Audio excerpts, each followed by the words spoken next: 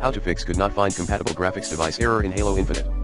To fix could not find compatible graphics device error in Halo Infinite. Try 1. Update the DirectX to the latest version.